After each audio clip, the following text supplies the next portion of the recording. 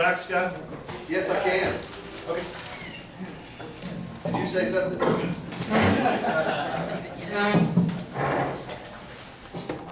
I'll just put this, give me 1 second here. Kim, thank you for putting all this together.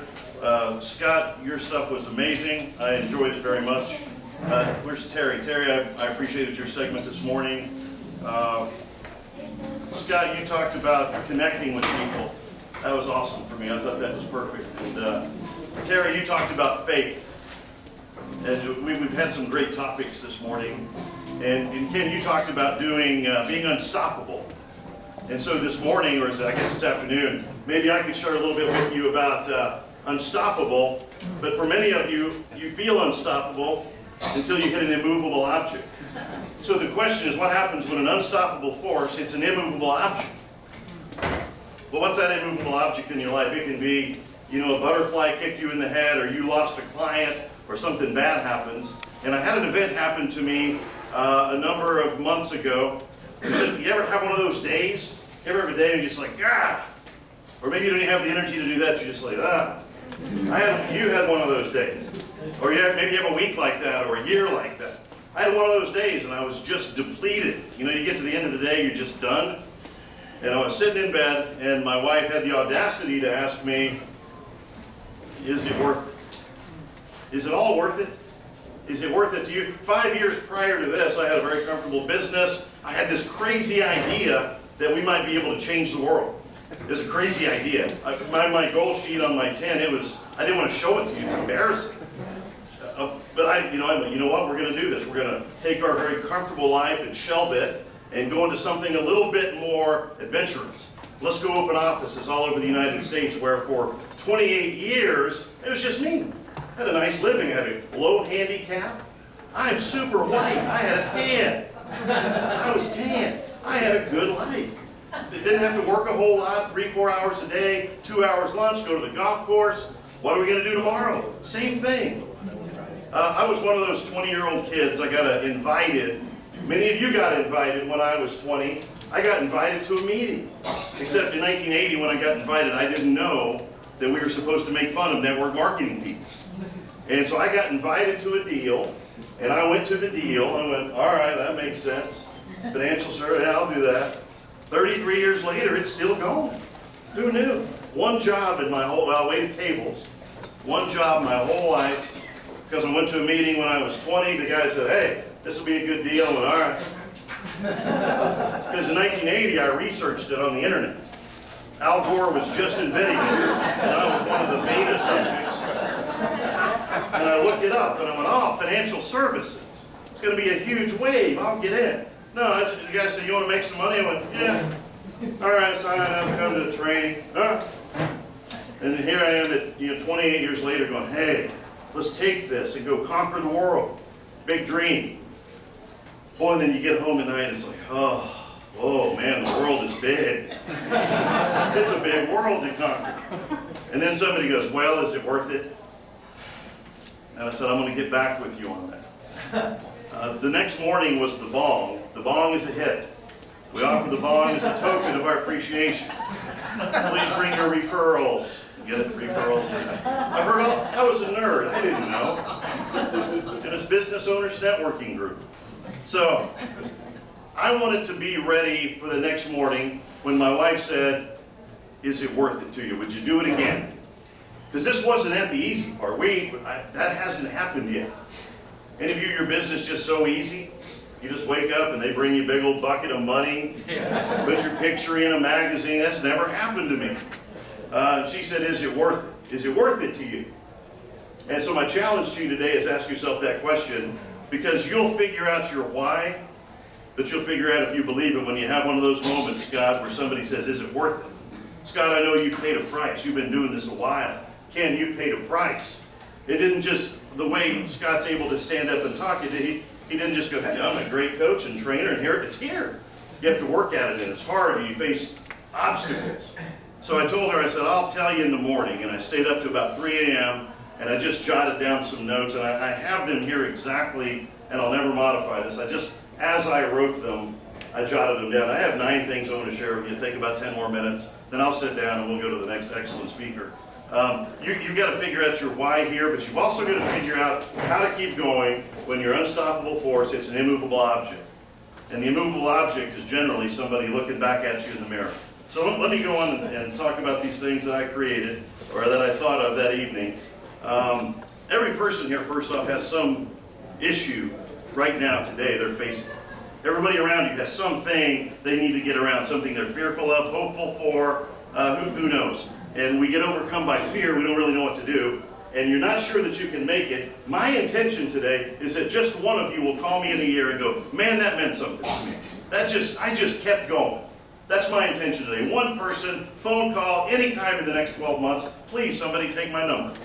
So, there's 9 reasons why it's worth it. And I had to write them down. So here's number 1. Your kids are watching. Your kids are watching you right now. That's the number 1 reason for me.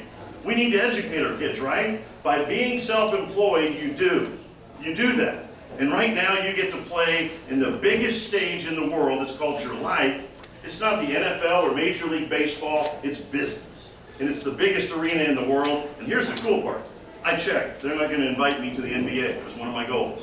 I called them. They said, believe. I'm 53. I believe. I can hit it from all over. I can play. They never called. This is the big leagues right here. You're in the big leagues, every one of you, and it's in front of your kids. Your kids are watching. It's the number 1 thing for me that I get to, be with my kids and let them ask me questions. I love that. Here's the second reason for me why it's worth it. This might be number 1. I'll have to check and see. You get to silence your critics. So Scott, I was 20 with a briefcase. And you know what was in it? A sandwich. That's what was in I didn't have anything. And all my friends. Now you got to remember who I am. You don't know that. I'm a washed up, old school BMX racer. I was in Vans tennis shoes, t-shirts. That was me. I didn't have a pedigree. But I was a bit, and they'd be, hey, Mr. Business Guy, what you got in your briefcase today? Does it have cheese? I wanted to silence my critics. And you know what? I made friends and kept friends with all my childhood friends. I'm still friends with. We just had a reunion in San Diego. It was awesome. Hey, Cash, how's it going? Man, it's going great. You still waiting tables? How's that going? Oh, you're the assistant to the assistant manager. Rock on, dude. I don't remember how to do it, but there's some hand signal I'm supposed to give. You get to silence your critics. And you don't think you have any? You think your best friend really wants you to succeed? You ever give away a lottery ticket as a gift? No. You don't. Oh, don't do that. You give away a lottery ticket and they get you a coffee cup and you're like, oh, you can win $1 million. That's good. You think your friends really, they give you the lottery ticket hoping you win the $3, not the $1 million. So you get to silence your critics by doing well in business. And for me, that was a valid reason. Here's the third thing. Here's the third reason for me why it's worth it. Why it's worth the struggle, why you get up, why you come to meetings like this, why you hire a great coach, why you work on all these things. Here's why. You get to get paid what you're worth. Now for some of you that's bad. That ain't so good for some of you. It may not be great for you, but here's the cool part. You don't have anybody putting a price tag on your personal value. You get to decide what you're worth. Scott Carley decides what he's worth. Ken Renner decides what he's worth, and he commands that price. I think that's pretty cool. So for me, you get paid what you're worth. Here's a lesson kids have to learn. You get paid in relation to the value you bring society. Oh, you got a degree? That's awesome. You got rich parents? That's really neat. Tell me what value you're bringing. I know in this room we have the collective value of billions of dollars. We can help untold numbers of people in this room. Number 4. Your work becomes an act of significance over success. Man, I can tell you client stories. I love them. I like being significant. I want to leave a footprint that I existed. That's not going to be in my bank account. That has nothing to do with it. I'd like to have a large bank account. Big old fat one. But I'd also like to have some people come up and go, man, what you did for me was amazing. I'm working with a lady right now, 77 years old. Unfortunately, her stupid husband died. Didn't consult her, woke up dead. Didn't have a will. Just any of you in this room don't have a will. Dumb, get a will. Find a legal shield person, buy that, get your will done. Dumbest thing in the world. Unfortunately, he has kids from another marriage, didn't probate the thing, blah, blah, blah. They built the house together, paid off. The adult kid stepped in, put a for sale sign in the yard and said, Mommy, you're out. We never liked you. Those are my clients. She came and said, I don't know if you can help me. I don't have any money. I live on Social Security. I got about $1,300 a month. Are you a guy who could help me? And I said, yes, ma'am. I'm your guy. What if I need an attorney? I'll pay for it. Let's fix this. That's significance.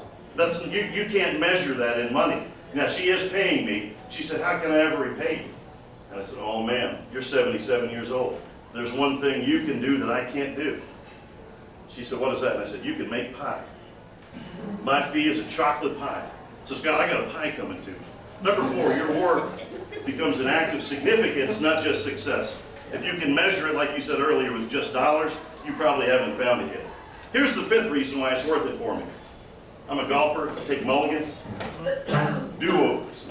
In business in America today, you can start over every day.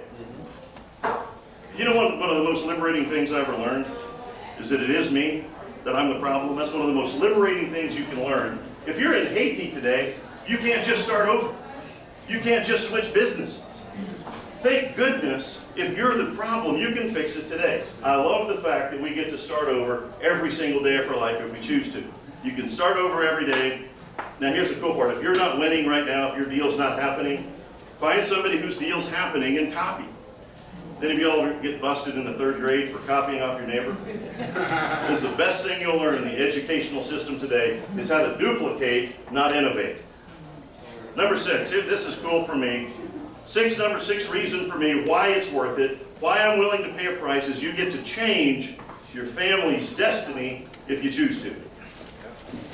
Right now in this room, somebody has somebody in their world that is waiting for you to step up. Right now there is somebody for you, praying for you, waiting for you to step up. You know who that person is. They're waiting for you to step up. Your community is waiting for somebody to step up. Your country is waiting for somebody to step up. We are starved for leadership in this country. We are starved for leadership in the family household. Somebody is waiting for you within the sound of my voice to step up. And in a spot where leadership is just wide open, just lead your own business, you'll be a leader. I got a little lesson that I learned a long time ago. I'm a goal setter. I love Napoleon Hill. I love Ken Renner. I love this group of people, but I learned something extra. And it's not just ordinary, it's extraordinary. Life doesn't give you what you write down for a goal necessarily. I found out that life gives me what I fight for, what I'm willing to tangle it up for. You come in and mess with me, and you're going to get a fight. I'm going to compete. I'm going to try hard. I'm going to study harder than you. Life gives you what you fight for, not for what you wish for. I learned a very early lesson about goals. I wrote one down, put it in my sock drawer. 12 months later, it had come true. 17 years old. I'm like, man, that worked. I'm going to do that the rest of my life. I never read a goal book in my life. I believe in goal setting. Life gives you what you fight for. Number 7, for the person you become in the process. You think you're going to walk into any business and just be a jackweed and all this is going to be added unto you? That's not true. I tell people to come work for our company. This is a self-development program with a compensation plan on the backside. That's where the comp plan is. Guys like Scott and Ken that are succeeding in life, they succeed sometimes not after they start, but after a little bit of hard work. It's about the person you become. You work on you, all the rest is elementary. Work on being a better you. Number 8. This is from the Bible. If you don't like the Bible, it's from Star Trek or something like that. Spock 3:11. It's actually Jeremiah 29:11, or on this side. For I know the plans I have for you, declares the Lord, plans to prosper you and not to harm you, plans to give you hope in the future. One of my favorites. Most of you know that, have it memorized, you think about it. Man, that is awesome.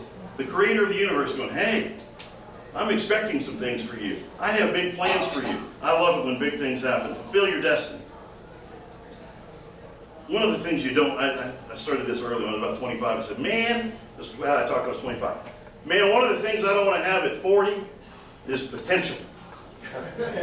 Oh, man, I hated it. My parents at 20 go, oh, he's got potential.